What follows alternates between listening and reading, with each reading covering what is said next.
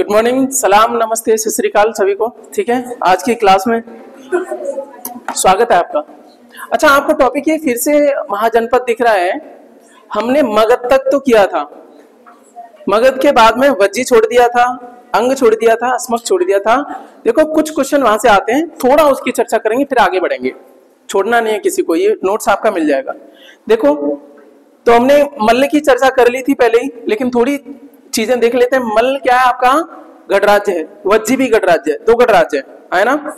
बात करेंगे, ये 9 गढ़ों से मिलके बना है। कौन? आपका मल्ली। इसकी 2 शाखाएं, तो गिना इसको 2 में जाता है। आपका कुशीनारा के मल्ल और दूसरे पावा के मल्ल। ये मल्ल से रिलेटेड क्या है उसके बारे में हम चर्चा करेंगे, अभी रुक जाओ। ठीक है, तो ये क्या है आपका, कहाँ पे वर्तमान में? गोरखपुर और देवरिया, यानी ईस्ट यूपी के जो क्षेत्र है ना, वहां पे आपका मल्ली संघ हुआ करता था पहले। ठीक है ना। यहाँ का राजा हुआ करता था ओकाक। कैसे? किसके अनुसार? कुश जातक के अनुसार। लव कुश दोनों भाई हुए हैं, उनमें से आपका कुश जातक के अनुसार ये आपका ओकाक राजा हुआ करता था मल्ल का। ठीक है, अब थोड़ी चर्चा करेंगे काशी की जल्दी, क्योंकि हम टॉपिक कर चुके हैं इसलिए हम थोड़ा वो कर रहे हैं। काशी जो है ना 12 योजन में फैला हुआ था पुराने टाइम पे। ठीक है ना, ये यूपी में ही पड़ता है, आपको पता है। ठीक है, इसकी राजधानी हुआ करती थी वाराणसी। वरुणा और 80 नदियों के नाम पे था, ये भी हमने बता दिया था। ठीक है ना। और एक जातक है सोननंद जातक, उसके अनुसार हम बात करें, यहाँ का राजा कौन है काशी का? तो ब्रह्मदत्त है, और बड़ा शक्तिशाली राजा है। सबसे शक्तिशाली राजा कहाँ का? काशी का। कौन हुआ है? किस जातक के अनुसार? सोननंद जातक के अनुसार काशी का, ठीक है, सबसे शक्तिशाली राजा हुआ है वो है आपका ब्रह्मदत्त। शक्तिशाली कैसे है? इसने कौशल को जीता, साथ में काशी का अधिकार किन के ऊपर कर दिया? मगध के ऊपर भी कर दिया। आप देखोगे बाद में जाकर के मगध पावरफुल हो जाता है, लेकिन अभी बात करें तो ठीक है, कौन है आपका? मगध को जीता, अंग को भी जीत लिया। ठीक है, बाद में देखोगे अंग किसके अधिकार में? अभी ब्रह्मदत्त के अधिकार में, जो काशी का राजा है। कहां का राजा है? काशी का। बिंबिसार जब अंग को जीतेगा, किससे जीतेगा? ब्रह्मदत्त से जीतेगा। ये बातें ध्यान रखना। ठीक है, बाद में फिर मगध पावरफुल होता जाएगा, इधर इधर उठाएगा और अंग को जीत करके अपने बेटे अजातशत्रु को बैठा देगा। ध्यान है ना, कुछ बातें पढ़ाई थी, वो कहानी यहां से लिंक करिएगा। आगे चलेंगे, इसके बारे में एक प्रश्न आता है भारतवर्ष की। ठीक है ना, तो क्या बोलेंगे? आपके प्राचीन भारत के समय में, प्राचीन काल में भारतवर्ष की सर्वप्रधान नगरी, आंसर क्या रहेगा? काशी। आंसर क्या रहेगा? काशी। और इसका राजा अश्वसेन, इनके पुत्र पार्श्वनाथ, 23वें तीर्थंकर, ये हमें पहले से पता है। पुरानी हमारी जो प्रीवियस क्लास हुई है उनमें सारी चीजें हमारी वो रखी है। हमने मगध के बारे में भी खूब चर्चा कर लिया, बहुत परेशान हो गए, इतनी बार रिपीट कर लिया। ठीक है, 4 राजधानियां हुई है इसकी। अभी बात करें मगध कहाँ है? सर पटना गया का क्षेत्र, दक्षिणी बिहार वाला, वहां पे इसकी स्थापना किसने करी थी? आपकी बृहद्रथ ने करी थी, पुराणों एवं महाकाव्यों के अनुसार। कौन बता रहा है? ये पुराणों में और महाकाव्यों में लिखा हुआ है कि मगध की जो स्थापना किसने करी? बृहद्रथ ने। पहला राजा है यहाँ का, और पहली राजधानी कौन सी है यहाँ की? गिरिब्रज, जो किसने बनाई थी? बृहद्रथ का बेटा है आपका जरासंध। ये कहानी यही छोड़ देते हैं हम, पुरानी क्लासेस में हम बात कर चुके हैं। आगे चलते हैं। आपका मगध का जो राजा आएगा 544 में, हर एक वंश स्थापना करेगा, हर एक वंश की स्थापना करेगा। कौन? आपका बिंबिसार, और इसका बेटा अजातशत्रु, अजातशत्रु के बाद में उदयन, उदयन के बाद में, ऐसे करके आपका चलता रहता है। ठीक है ना, ये कहानी थी हमारी।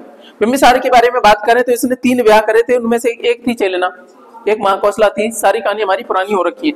चेलना पुत्री थी किसकी? चेटक की, और चेटक की बहन कौन है? त्रिशला, जिनके बेटे कौन है? आपके महावीर स्वामी। ये सारी बातें हमें पता है। और हमने एक और बात कही थी कि मगध का दूसरा एक और नाम देखने को मिलता है कीकट। किसके अनुसार? सतपथ ब्राह्मण के अनुसार। किसके अनुसार? सतपथ ब्राह्मण के अनुसार मगध का नाम क्या था? कीकट। ऐसे करके प्रश्न बना देगा। स्पष्ट उल्लेख मिलता है अथर्ववेद में। स्पष्ट उल्लेख किस महाजनपद का मिलता है? तो मगध का मिलता है। ठीक, किसमें? अथर्ववेद ही तो बोला मैंने, अथर्व, अर्थ नहीं है, अथर्व है। चलो आगे कहानी बढ़ाते हैं। अजातशत्रु, जिसका नाम कुणिक है, और इसका मुख्य रूप से बात करें धर्म कौन है? जैन है। हालांकि इसने पहली बौद्ध संगीति भी करवाई थी। ठीक है, वो समय कौन सा है? 483। पहली बौद्ध संगीति कराई, राजगिरी में कराई थी। राजगिरी राजधानी किसने बनाई? बिंबिसार ने खुद बना दी। ये आपको पता है चीजें। 461 में इसके बेटे ने इसको मार दिया, ठीक है। उसने पाटलिपुत्र नगर बसाया, स्थापना भी की और राजधानी भी बनाई, दोनों ही चीजें। कुसुमपुरा इसका पुराना नाम है। इतनी हमारी बात होगी। और एक चौथी राजधानी बनती है वैशाली, जिसको बनाएगा कौन? ये इस वंश के नहीं, अगले वंश वाले बनाएंगे। कौन से वाले? शिशुनाग वंश वाले बनाएंगे। तो चारों कैपिटल होगी मगध की। बोलो पहली वाली कौन सी? गिरिब्रज। दूसरी वाली राजगिरी। तीसरी, चौथी, लास्ट में फिर से आपका क्या पाटलिपुत्री हो जाती है। फिर आपके मौर्य वंश पाटलिपुत्र से ही काम करता है, ठीक है, उन्होंने बदलाव नहीं करे।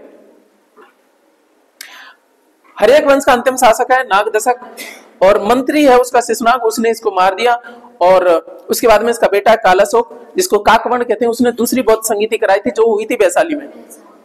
बाद में फिर वैशाली को पाटलिपुत्र ले गया था कौन? आपका काकवर्ण ही ले गया था, कालाशोक ही ले गया था। हमें सारी कहानी पता है, पुरानी क्लासेस में हमने धीमे पढ़ा था, यहाँ केवल रिवीजन हो रहा है इतना बात, ठीक है। इसके बारे में बोलेंगे कि मगधराज अजातशत्रु ने किसके खिलाफ आपका हमेशा लड़ा था?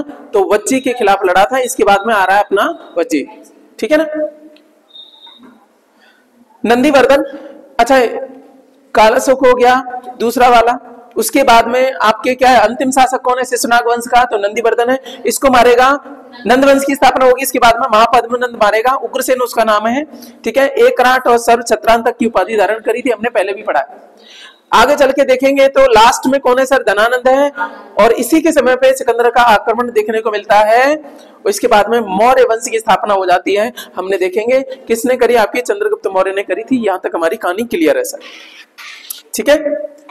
तो अब हम कौन सा पढ़ने वाले हैं? अंग के बाद में, सॉरी इसके बाद में, मगध के बाद में वज्जी पढ़ने वाले हैं। तो जो कहानी हमारी टूट गई थी उसको हम आगे बढ़ा रहे हैं। तो वज्जी संघ आ गया। वज्जी संघ के खिलाफ हमेशा लड़ाई किसकी रही? आपकी मगधराज अजातशत्रु की। जबकि आप देखोगे वज्जी संघ में एक है लिच्छवी। लिच्छवी कौन है? वज्जी संघ 8 राज्यों का आपका संघ है सर। देखो 2 संघ है आपका, एक तो मल्ल और एक वज्जी। अरे दोनों में आधे आधे अक्षर है, ऐसे करे ध्यान रख लेना। एक तो मल्ल वो भी है और एक है आपका वज्जी, जो 8 राज्यों का संघ है। उनमें से सबसे पावरफुल कौन है? लिच्छवी। सबसे पावरफुल कौन है? और लिच्छवी में ही ननिहाल है किनकी? अजातशत्रु की। चले ना कहां की है? चेटक की बेटी है ना। और उसका लिच्छवी का राजा कौन है? चेटक, ठीक है ना। ना इन्हीं को हराया बहुत ज्यादा, सबसे ज्यादा। अच्छा वज्जी संघ के खिलाफ सबसे ज्यादा आक्रमण रहे इसके। अच्छा वज्जी संघ के बारे में थोड़ी चर्चा करें तो ये क्या है? आपके पशुपालक ज्यादा हैं। इनका आपका व्यवसाय क्या है? पशुपालक है, ठीक है। नेपाल के तराई क्षेत्र मुजफ्फरपुर उत्तरी बिहार में ये पड़ता था वज्जी संघ वाला। थोड़ा लोकेशन देखें आधुनिक समय में। और इसकी राजधानी थी वैशाली। किसकी? वज्जी की। देखो 8 राज्य बनाए हमने, 8 राज्य बनाए छोटे छोटे, उनमें से एक नाम वज्जी भी है। वज्जी के अंतर्गत आपका कौन आएंगे? लिच्छवी आएंगे। एक तो वज्जी खुद हो गया अपने नाम का ही, उसी के नाम से संघ बनाया गया, ठीक है। और एक खुद हो गया, दूसरा आपका लिच्छवी, और तीसरा आपका कौन हो गया? ये आपके विदेह, और चौथे आपके यात्रिक। और भी ये 4 वो काम के नहीं है। इनसे चर्चा है हमारी, इनसे चीजें जुड़ी हुई हैं, उनके बारे में हम बात करेंगे। तो ये हो गया पहला तो वज्जी, हमने क्षेत्र बता दिया। कहां पे है सर? आपका गंगा वाले क्षेत्र में पड़ता है। गंगा यहाँ पे आपका देखने को मिलती है। वैशाली इसकी राजधानी वज्जी की, और लिच्छवी की भी राजधानी क्या है? वैशाली, ठीक है। दोनों बातें हमारी हो गई। लिच्छवी ये क्षत्रिय गणराज्य था ऐसा माना जाता है। पशुपालक थे ये बाकी वज्जी के, ठीक है ना। इनमें से ये क्षत्रिय वाला है। विश्व का पहला गणतंत्र कौन सा है? लिच्छवी। फिर से सुनिएगा, एक प्रश्न आता है, ये प्रश्न आते हैं इसलिए मैंने बताने की कोशिश करी। मैंने सोचा इनको छोड़ नहीं सकते, फिर गड़बड़ हो जाएगा। पढ़ रहे हैं तो पूरा पढ़े। तो विश्व का पहला गणतंत्र कौन सा? लिच्छवी। किसके अंतर्गत आता है? वज्जी संघ के अंतर्गत आता है। क्लियर हुई? क्या नहीं क्लियर हुई? चलेगा। अच्छा यहाँ पे इनमें से हमने एक कलिया वज्जी, एक कलिया हमने लिच्छवी, दूसरा आपका एक और है आपका मिथिला के विदेह। मिथिला के विदेह नेपाल वाले क्षेत्र में है ना। ये देखो ऊपर आपका थोड़ा नेपाल की तराई क्षेत्र है। मिथिला, मिथिलेश कुमारी कौन थी? सीता। तो उसके बारे में बात करेंगे। एक है आपका कुंडलग्राम। कुंडलग्राम के ज्ञात्रिक में ही पैदा हुए थे जैन महावीर, ठीक है ना। ये ज्ञात्रिक से थे इनके पिता। क्या नाम था इनके पिता का? महावीर स्वामी जी का, हाँ ठीक है। गड़बड़ कर रहे होगा, सिद्धार्थ है, ठीक है। अच्छा तो कुंडलग्राम के ज्ञात्रक यहीं से। अच्छा एक बात देखो, जैन उनके पिता महावीर स्वामी के पिता हैं वो, सॉरी उनके गौतम बुद्ध के पिता हैं जो बोल रहे हो आप, ठीक है ना। तो इनके बारे में बात करें, ये यहाँ से हैं और इनकी मम्मी कहां से थी? लिच्छवी से। क्या नाम था? त्रिशला। किनकी? महावीर स्वामी की। ठीक है, इतनी बात होगी। अब एक बात आती है कि 8 राज्यों का संघ था, बुद्ध के समय शक्तिशाली संघ था कौन? आपका वज्जी। अब प्रश्न आएगा, बुद्ध के समय सबसे शक्तिशाली संघ कौन सा है? वज्जी संघ। उसके बाद में फिर आपका बदलता गया, बुद्ध के बाद में तो बिंबिसार आ गया, उसके बाद में देखो बिंबिसार ने आपका सारा मजबूत कर लिया। बीच में एक ब्रह्मदत्त है काशी वाला, काशी ने आपका वो किया था। तो पावर जो है ना एक दूसरे को आपका अंडर रखता ही रखता है, कोई ना कोई। आप नहीं करोगे तो दूसरा आक्रमण करेगा, ऐसे करके चलता था।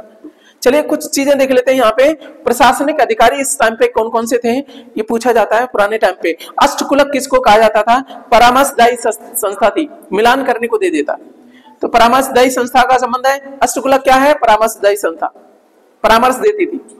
महामात्र कौन है सर? उच्च कोटि के अधिकारी को महामात्र बोलते हैं, ठीक है ना। हायर रैंक के जो आपके ऑफिसर्स होते हैं उनको महामात्र कहा जाता था पुराने समय में।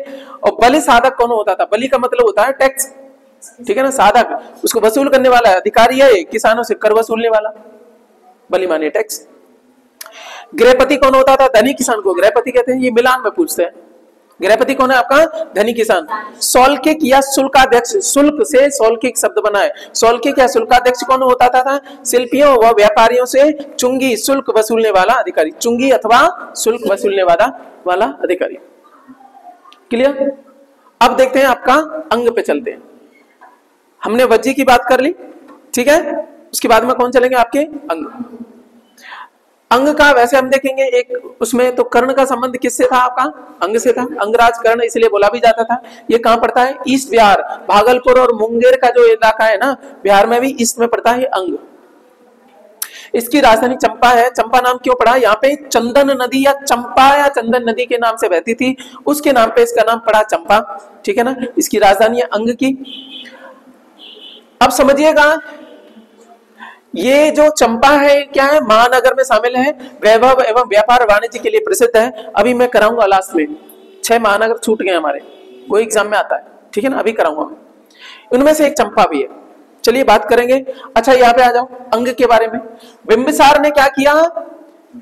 क्योंकि उस टाइम पे ब्रह्मदत्त ने कंट्रोल कर रखा है, मैंने बताया था काशी का राजा ने किसको? चंपा को जीत लिया था। इस टाइम पे ब्रह्मदत्त है, इसको हरा करके आक्रमण करा किस पे? अंग पे।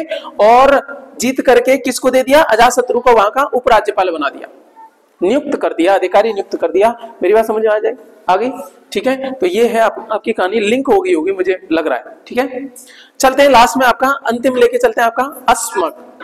क्या है आपका? अस्मक। नर्मदा और गोदावरी नदियों के बीच में है आपका अस्मक। पूछा जाएगा निम्नवत में से कौन सा महाजनपद नर्मदा और गोदावरी नदियों के मध्य था? अस्मक। वो ये ना पूछे कि दक्षिण भारत का, उसने घुमा दिया, तुमने केवल इतना पढ़ा है दक्षिण भारत में एकमात्र कौन सा भैया? अस्मक है, इतना ठीक है। लेकिन उसने आज ट्विस्ट दे दिया, वो बोला कि भाई साहब कौन सी आपकी नर्मदा और गोदावरी नदी के बीच में, दक्षिण भारत बोला ही नहीं उसने। वैसे तो आपको पता रहेगा नर्मदा के बाद में आपका दक्षिण भारत शुरू हो जाता है। नर्मदा गोदावरी के बीच में कौन सा महाजनपद है? तो आपका है अस्मक। दक्षिण भारत का एकमात्र, एमजे बोले तो महाजनपद है। किसके अनुसार? बौद्ध ग्रंथों के अनुसार दक्षिण भारत का एकमात्र कौन सा है? आपका अस्मक है। अष्टाध्यायी और मार्कंडेय पुराण में भी इसकी चर्चा दे रखी है। पोटन इसकी क्या है सर? पोटन या पोटली या पौटन्यपुरा, कई नाम से जानी गई है इसकी राजधानी। पोटन, पोटली या पौटन्यपुरा, किसी नाम से भी देख लेना, कोई दिक्कत नहीं है। इसकी राजधानी है। अस्मक के बारे में और जानकारी करते हैं। पुराणों के अनुसार यहाँ राजतंत्र की स्थापना इक्ष्वाकु वंशी शासकों ने की थी। पुराणों के अनुसार अस्मक में राजतंत्र की स्थापना किस वंश के शासकों ने करी? इक्ष्वाकु वंश। ये वही वंश है जिसमें राम पैदा हुए थे, पता है ना, इक्ष्वाकु वंश, ठीक है ना। चलिए ये लगभग टॉपिक खत्म होता है। महानगर अभी हम करेंगे, उससे पहले हम देख लेते हैं ये आपका क्या महाजनपद वाला खत्म हो गया। अब देखते हैं आपका यहाँ पे बात आ गई राजतंत्र, और हमने देखा था गणतंत्र। इनमें थोड़ा अंतर देख लेते हैं, इनमें अंतर क्या होता है, ठीक है। मोनार्की क्या होती है और आपका ये रिपब्लिक क्या होता है, इनमें देख लेते हैं बात। पहला आपका आधार है अंतर का कि राजस्व वसूल करने का अधिकार, जो टैक्स इकट्ठा करते हैं ना उसका अधिकार, ठीक है ना। कैसे कैसे रहता है देखिएगा। राजतंत्र में क्या है? एकमात्र शासक के पास में रहता है। जो राजा है ना वो जितना चाहे आपका टैक्स ले सकता है, दे सकता है, सारी चीजें रहती हैं, वही है सबका मालिक, कितना टैक्स लगाएगा। गणतंत्र में क्या होता रहता है, प्रत्येक कबीलाई कुलीन या राजा, पहले अलग अलग कबीले के जो हेड हुआ करता था उसको राजा या राजन के नाम से जाना जाता था, तो सबको अलग अलग टैक्स वसूलने का अधिकार रहता था। तो ये गणतंत्र की व्यवस्था है टैक्स वाली। चलो इससे ज्यादा क्लियर नहीं हुआ, चलो आगे चलते हैं, अगला आधार देखते हैं। व्यावसायिक सेना, कोई आपका पेमेंट वाली सेना रखता है कि नहीं रखता, जैसे हमारे देश की अपनी सेना है कि नहीं है, पेमेंट मिलता है कि नहीं, ऐसी ही सेना राजतंत्र में कैसी रहती है सर, नियमित रहती है, प्रॉपर वेतन देता था राजा। लेकिन गणतंत्र में नहीं था, गणतंत्र में स्वतंत्र थे, ठीक है ना, मैनेजमेंट के लिए, चाहे तो वो प्रॉपर रख ले नहीं रख ले, वो उन पर छोड़ दिया गया था, किनको, आपका ये जो कबीलाई लोगों को स्वतंत्र छोड़ दिया था। अब चलते हैं ब्राह्मण की स्थिति क्या है। राजतंत्र में प्रभावशाली थी, राजा का राज पुरोहित हुआ करता था, तो पावरफुल है कि नहीं है, ब्राह्मण जी जो बोलते थे वही होता था, वो कहते थे गुरुजी हम फंस रहे हैं यहाँ, बताओ क्या करना है। तो ब्राह्मण की स्थिति राजतंत्र में क्या प्रभावशाली है। इसमें क्या है, प्रारंभ में कोई स्थान नहीं था, शुरुआत में देखोगे इसका ब्राह्मण का कोई नहीं था, कालांतर में थोड़ा आपका बढ़ता गया। आप देखोगे यहीं से, इन्हीं में से, छोटे छोटे कबीलों में से बाद में क्या हुआ, आपने देखा होगा महाजनपद कैसे स्टेब्लिश हुए, जो आर्य जो कबीलाई जो जनजातियां थी वही तो आपका स्थिर रहने लगे। हमने जो शुरुआत करी थी टॉपिक की वही तो था, तो ऐसे ही था, शुरुआत में कोई नहीं था, बाद में आपका था। अब निर्णय के बारे में बात करें, डिसीजन लेने की पावर के बारे में बात करें, शासक तक सीमित है, फाइनल डिसीजन रहेगा राजा का, राजा की इच्छा के ऊपर रहता है, उससे बड़ा कोई नहीं, कोई अपीलेट आपका कोई न्यायालय भी नहीं है, उससे ऊपर कोई अपील भी नहीं कर सकता। राजा खुश तो खुश, राजा ने जो कह दिया वही होगा, ठीक है। अच्छा यहाँ क्या है, यहाँ पे कुलीन लोगों की समिति बनाई जाती थी, उसके अंतर्गत डिसीजन लेने की पावर हुआ करती थी, किसी राजन के पास में नहीं थी। यहाँ पे एक समिति देखा करती थी, वैदिक काल में देखोगे 2 समितियां थी, बताओ जल्दी से, एक का नाम क्या था, प्रजापति की 2 पुत्रियां, बताओ, सभा और समिति 2 हुआ करती थी, ठीक है ना, सभा समिति 2 हुआ करती थी। इस तरीके से समिति कुलीन वर्ग की हुआ करती थी, सभा आमजन की हुआ करती थी, इस तरीके से हमने पढ़ा था हमने, ठीक है, चलेगा।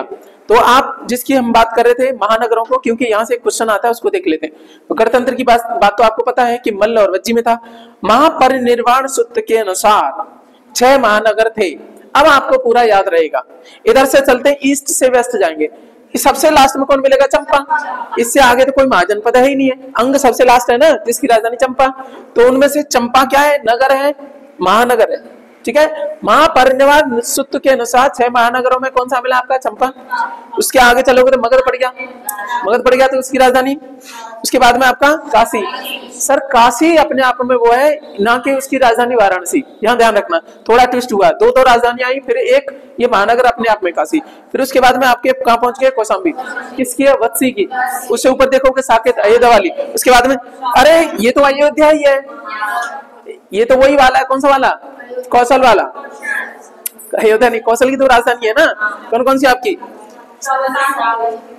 या अयोध्या बोल लो या साकेत बोल लो, या दूसरी आपकी सहित या आपकी, मेरी बात समझ में आएगी। तो कुल मिला के क्या है, इधर से चलो, चंपा, राजगिरी, काशी, यहाँ काशी को सीधा ले आना, बाकी की नहीं है, बाकी के अलग अलग है, ठीक है। ये क्या है, कौशाम्बी, किसकी है, वत्सी की, यानी एक का सीधा नाम है, बाकी राजधानियां हैं। तो हमारे ब्रेन में पहले आना चाहिए, हम कौन से ले लें, किनके महानगर ज्यादा विकसित है, पहले तो आपका कौन सा है, अंग, फिर उसके बाद रुको अभी हम बात ही नहीं कर रहे, दूसरा कौन सा आपका, मगध, तीसरा काशी अपने नाम से ही आया है, उसके बाद में वत्सी, उसके बाद में कौशल, ठीक है ना। अब इसको हटाते हैं और फिर हम आपका देखते हैं आपका ब्रेन कितना काम कर रहा है, ठीक है। कहाँ है यार, एकदम हटाते हैं इसको, चलो यहां से सबसे पहले बात करेंगे, एकदम इधर क्या है आपका, चंपा, जो किसकी राजधानी है, आगे बढ़ेंगे तो आपका मगध दिखेगा, देखो स्थान के आधार पर चलो, मगध दिखा, उसकी राजधानी राजगिरी। अब जो ना आगे देखोगे तो सीधा काशी ही रख लिया गया है, 6 महानगरों में काशी रख लिया गया है। फिर आगे चलोगे तो क्या मिलेगा आपको, कौशाम्बी, जो कि वत्सी की राजधानी। पहले स्थान बताओ, राज्य बताओ, मतलब महाजनपद बताओ, फिर उसकी राजधानी बताना। तो कौन है आपका, वत्सी की राजधानी कौशाम्बी। फिर आगे चल गए, हमें कौशल मिला, कौशल की एक राजधानी कौन सी है, साकेत या अयोध्या, और दूसरा आपका श्रावस्ती। यहाँ अयोध्या नहीं बोलेंगे, यहाँ साकेत ही बोलेंगे, क्योंकि साकेत नगर डेवलप किया गया था, मैंने बताया था कभी टेक्निकली, क्योंकि अयोध्या साकेत थोड़े अलग थे। यहाँ पे बोल दिया जाता है, लोग पूछ लेते हैं कि अयोध्या का पूरा नाम साकेत है, जबकि वो वास्तव में क्या है, दोनों अलग है। लेकिन एग्जाम में ऐसा मत करना, एग्जाम में कह देना हाँ ठीक है साकेत, ठीक है। तो साकेत है यहाँ पे, अयोध्या बोलेंगे भी नहीं। उधर क्या है, श्रावस्ती। तो 6 महानगर में कौन कौन शामिल है, अब आ जाओ, अब देख लो, आपके ब्रेन में चलना चाहिए। सबसे पहले आपका चंपा, राजगिरी, काशी, कौशाम्बी, साकेत, श्रावस्ती, हो गया ना। तो ये आपका टॉपिक खत्म हो जाता है।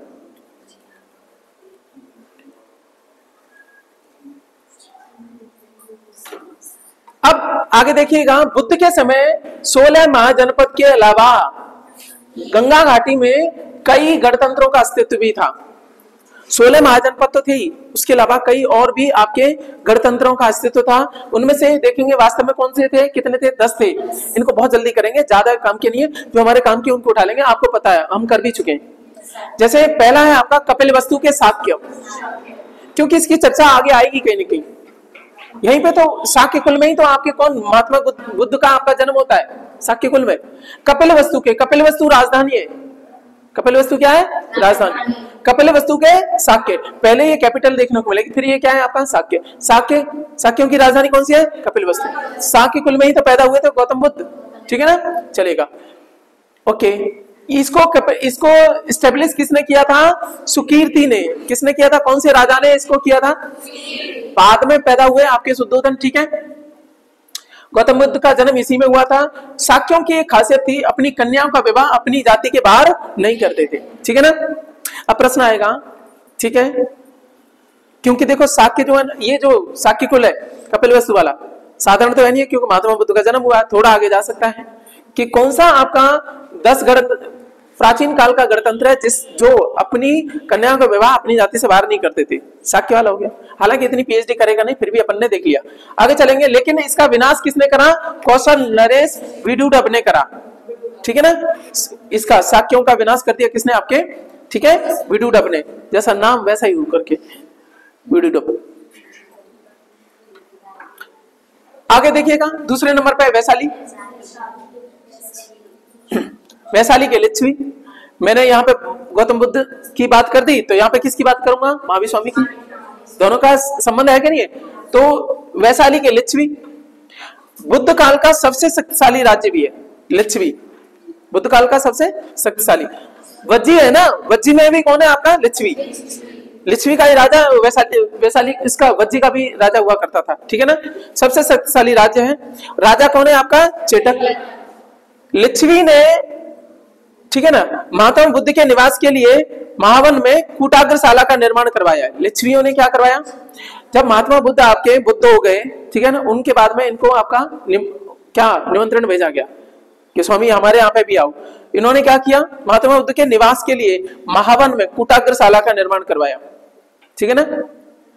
प्रश्न आएगा कि महावन में कूटाग्रशाला का निर्माण किसने करवाया, तो लिच्छवियों ने कराया। किसने कराया, लिच्छवियों ने। और यहीं पे महात्मा बुद्ध ने अपने उपदेश दिए थे, ठीक है। विश्व का पहला गणतंत्र कौन सा है आपका, कौन सा है आपका, लिच्छवी। इसके बारे में चर्चा कर चुके हैं, कौन है आपका, लिच्छवी। ये पीसीएस 2008 में पूछा है प्रश्न, विश्व का आपका पहला गणतंत्र कौन सा है। हम पुरानी स्लाइड में भी कर चुके हैं इसको, है ना, चलेगा। अगला आ गया मिथिला के विदेह। मिथिला के विदेह वर्तमान में कहा है, जनकपुर में है। राजा जनक हुआ करते थे जो प्रसिद्ध थे अपनी शक्ति प्लस दार्शनिक ज्ञान के लिए, दोनों चीजों के लिए। विदेह इसलिए उनको बोल देते हैं कई बार, ठीक है, भौतिक काम करने के साथ साथ में भी वो मुक्त व्यक्ति थे, वो किसी चीजों से वो आपका ग्रसित नहीं थे, बड़े आपके दार्शनिक ज्ञान भी थे। इसीलिए तो बाद में जब वो भरत जाते हैं ना, वो करके क्या आप ही बताओ, क्लास से बाहर भगाऊं, ठीक है। आगे चलिएगा, आपका केशपुत्र के कलाम। आगे कौन है आपके, केशपुत्र के कलाम। हम मिथिला के विदेह की चर्चा कर रहे हैं। पहले हमने बात करी किसकी, कपिलवस्तु के साथ। दूसरी आपके कहां के, वैशाली के लिच्छवी। आगे हमने मिथिला के विदेह, आगे बात कर रहे हैं केशपुत्र के कलाम। कलाम क्यों चर्चा आ रही है आपको पता पड़ जाएगी। आचार्य अलार कलाम यहीं से संबंध रखते थे। अरे इन्हीं से तो पहली बार आपका सांख्य दर्शन की दीक्षा प्राप्त करी थी महात्मा बुद्ध ने। घर को छोड़ने के बाद में, घर छोड़ा उसके बाद में पहली बार ज्ञान किसे प्राप्त किया था, पहले गुरु कौन है, आचार्य अलार कलाम। ये यहीं से कलाम, केशपुत्र यहाँ पे आपका कैपिटल है। आप देखोगे वैदिक साहित्य में संबंध बताया गया पांचाल के। वैदिक टाइम पे यहाँ पे बात करेंगे तो इनका संबंध किससे, कलामों का, पांचाल के केसियों के साथ में संबंध है इनका, ठीक है। बस अलार कलाम का ध्यान। पीपली वन के मौर्य, अब देखो क्यों इंपॉर्टेंट है, यही मौर्यों में ही पैदा हुए हैं, मौर्यों का प्रदेश है वैसे तो, और इसी वंश में चंद्रगुप्त मौर्य जन्मे हैं, किसमें, मौर्य वाले में। सारे इंपॉर्टेंट है कि नहीं गणतंत्र, ठीक है ना। तो पहला हमने करा कौन सा, जल्दी से बताओ, चलो, कपिलवस्तु के साथ महात्मा बुद्ध, बस कीवर्ड याद रखो। दूसरे नंबर पे वैशाली, लिच्छवी, भावी स्वामी, ठीक है। और विश्व का सबसे पहला गणतंत्र, ये इतना ही क्वेश्चन आएगा। उसके बाद में हमने करा आपका मिथिला के, ठीक है, मिथिला के विदेह, ठीक है। जनक का संबंध यहाँ से। आगे चलो तो कहाँ है, केशपुत्र के आपके कलाम, अलार कलाम का संबंध यहाँ से, जिन्होंने दीक्षा दी थी किसकी, सांख्य दर्शन की, किसको, महात्मा बुद्ध को। उसके बाद में कौन आया 5वें नंबर पे आपका, पीपली वन के मौर्य, पीपली वन, ठीक है ना, राजधानी है मौर्यों की, मौर्यों का प्रदेश, और इसी में पैदा हुए आपके चंद्रगुप्त मौर्य, ठीक है। अब 6ठे नंबर पे है अलकप के बुली, अलकप के बुली है, और राजधानी है बेतिया, अलकप के बुली। और बुली जो है ना बौद्ध धर्म के अनुयायी थे, बस इतना ध्यान रखना, बिहार में है, ज्यादा नहीं करना। अब आगे दो सर, ये आपको याद रहेंगे, कुशीनारा के मल्ल और पावा के मल्ल, कुशीनारा के मल्ल और पावा के मल्ल। और ये मल्ल के बारे में बात करें, मल्ल शब्द कहां से आया, एक व्यक्ति का नाम है चंद्रकेतु मल्ल, क्या नाम है, और ये पुत्र किनके हैं पता है, लक्ष्मण के, ठीक है ना, सनाफ लक्ष्मण सिंह, लक्ष्मण सिंह नहीं, लक्ष्मण, वाल्मीकि रामायण के अनुसार लक्ष्मण के पुत्र हैं चंद्रकेतु मल्ल, ठीक है ना। और इन्हीं ने डेवलप करा ये मल्ली, और इसकी दो शाखाएं हो गई बाद में, कुशीनारा और दूसरा आपका पावा। और ये सैनिक प्रवृत्ति के लोग हैं भाई, ओबीसी बात है, इनके बाप ठेला, ठीक है, लक्ष्मण कम गुस्सा होते थे, तो ये सैनिक प्रवृत्ति के तो होंगे, तो बस ध्यान रखना सैनिक प्रवृत्ति के कौन लोग हैं, मल्ली गणराज्य वाले, याद रहेगी बात, ठीक है। बहुत जरूरी थी इनमें लक्ष्मण, ठीक है, चलेगा। आगे चलते हैं सर, आपका ये यहाँ तक याद हो गए होंगे, ये मल्ली वाला रहेगा, ठीक है।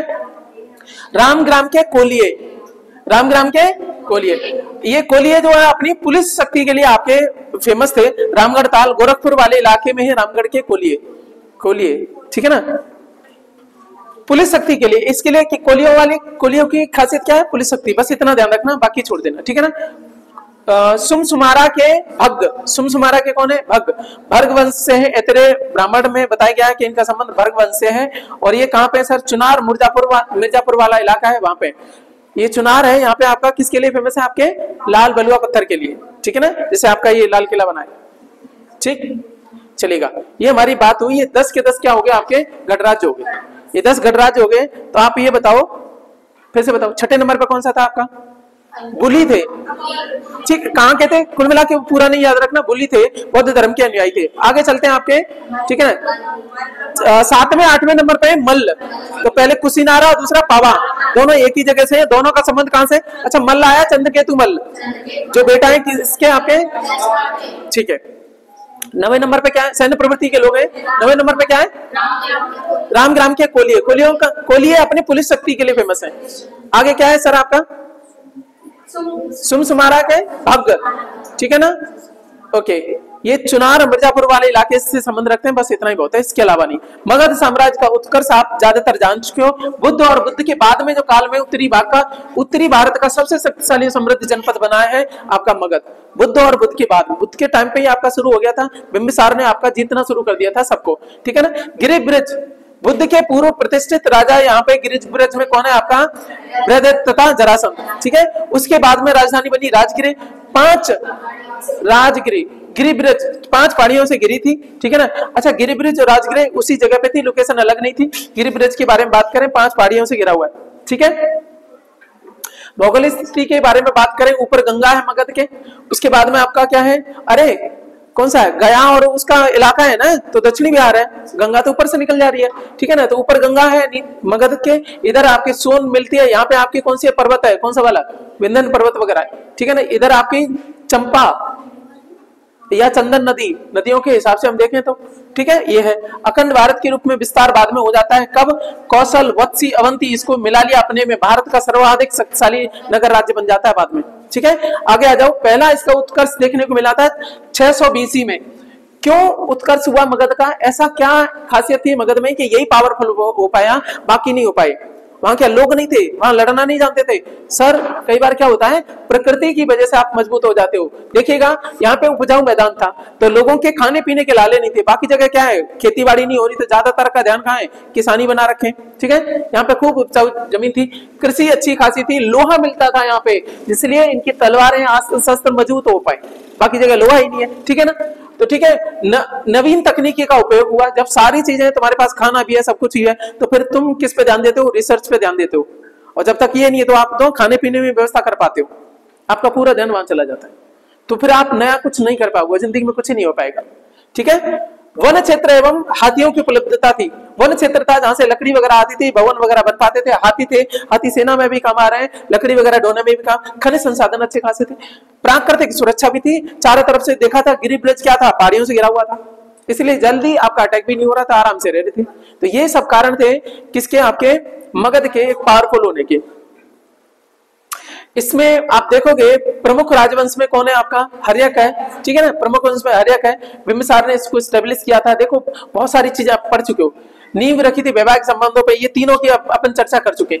ठीक है, इसने अंग को जीता है, अजातशत्रु को शासक बना दिया, हमने अभी चर्चा करी थी। चंड प्रद्योत से मित्रता की है। चंड प्रद्योत कौन है? अवंती शासक है। और इसके लिए इसने, सुनो, बिंबिसार ने, यहाँ पे क्लियर लिख दिया मैंने, बिंबिसार ने राजवध जीवक इलाज के लिए भेजा, किसके? इसके को। यहाँ पे पूरा लिंक बैठा दिया। तो ये किसका है? ये आपका राजवध जीवक बिंबिसार का ही है। हत्या कर दी अजातशत्रु ने। यहाँ से कहानी आपको पता है, वापस आ जाते। एक बिंबिसार के लिए कुछ कहानी है। मगध साम्राज्य की सत्ता का वास्तविक संस्थापक कौन है? आंसर क्या है? बिंबिसार। इसका नाम है श्रेणिक या सेनिया। क्यों है? नियमित और स्थायी सेना रखने वाला है, इसलिए ये क्या है आपका? सेनिया। किसके अनुसार है? जैन साहित्य के अनुसार है। ये हुई आपकी बात खत्म, महाजनपद यहां से खत्म। अब हम जो शुरू करने वाले हैं वो है हमारा क्या? आपका प्राचीन भारत में धार्मिक आंदोलन। यहां से हर एक एग्जाम में कोई ना कोई क्वेश्चन रहता है। ठीक है, क्या है आपका? प्राचीन भारत में धार्मिक आंदोलन। 6ठी से 4ठी सदी ईस्वी पूर्व है। 6ठी से शुरू होता है, 4ठी तक आपके चलते हैं। प्राचीन भारत में आपके मानवीय जीवन शैली पर प्रभाव क्या पड़ा इनका, इन चीजों को सबको देखेंगे। मध्य गंगा मैदान में ये सारे हुए। मूलभूत सवालों की प्रतिक्रिया के रूप में आपके ये पैदा हुए। ठीक है ना, गंगा मैदान में खाना पीना सब कुछ था। अब लोग कह रहे थे, जब सब चीज आपकी क्लियर हो जाती है कि भाई साहब खाने को सब कुछ है, फिर आप बैठते हो, कहते हो हम कहाँ से आए, कैसे आए, तो लोगों के दिमाग में आपकी चीजें आने लगी। सारे धर्मों का विकास यही क्यों हुआ है? बाकी देशों में क्यों नहीं हुआ? जितने देश हैं कहीं पे केवल बर्फ है, स्विट्जरलैंड वगैरह में क्या है, वहां लोग खाने पीने के ही ढूंढते रहते हैं। धर्म की तो बाद में सोचेंगे। सबसे बड़ी बात यही होती है कि जो फिजियोलॉजिकल नीड आपकी पूरी होती है तब आप दूसरा सोच पाते हो, नहीं तो कितना भी प्रतिभा से ही आप, ज्यादातर लोग उसी में फंसे रह जाते हैं, फिजियोलॉजिकल नीड। फिर दूसरी वो पूरी भी हो गई तो दूसरी कौन सी आपका? सिक्योरिटी नीड्स है, अभी सुरक्षा ही कर पाए। मैस्लो की नीड हायरार्की की थ्योरी पढ़ी है आपकी, तो वही रहता है। हमारे यहाँ पे क्यों सारे दार्शनिक डेवलपमेंट हुए? क्योंकि इसको जम्बू द्वीप पे भरतखंडे बोला करते थे। यहाँ पे फल फ्रूट तो आपका जमीन पे गिरे रहते थे। ठीक है ना, इतनी प्रकृति मेहरबान थी। तो यही होता है आपका। तो मध्य गंगा के मैदान में मूलभूत सवालों की प्रतिक्रिया के रूप में धर्मों का हुआ। हम कहां से आए, दुख है तो उसका निवारण कैसे होगा, बहुत सारी चीजें। तो यही बहुत सारे भगवान भी पैदा हुए। दार्शनिक व्याख्या उन्होंने की, उसी को आपका एक मत बना दिया गया। धर्म तो हालांकि एक ही रहता है, अनेक पंथ चले, उसको देखेंगे धार्मिक आंदोलन क्या क्या है, उनकी चर्चा हमारी रहेगी। अब पूछेंगे कि इस टाइम पे 6ठी शताब्दी ईसा पूर्व में कारण क्या रहा था इन धर्मों का उदय का? तो सबसे पहली बात क्या थी, देखो देखेंगे भी। इससे पहले क्या है, महाजनपद से पहले आपका वैदिक समय है। ठीक है ना, उसमें समस्याएं आने लगी। कालांतर में देखा जाता एक समय के बाद में कोई चीज नहीं बनती है तो अच्छी होती है, और धीमे धीमे उसमें क्या है, रूढ़ियां आना शुरू हो जाती हैं। जैसे हम अभी ग्रामर पढ़ा रहे हैं, क्यों ग्रामर पढ़ाई जाती है? किसी भी भाषा का व्याकरण क्यों पढ़ाया जाता है? क्योंकि आपने कोई बात बोली, आप देखो, आप सारे के सारे लोग यहाँ पे कोई घटना देख रहे हो, ठीक है, हर व्यक्ति उस बात को उसी वे में नहीं कहेगा जिसको आपके पहले वाले ने बोला है।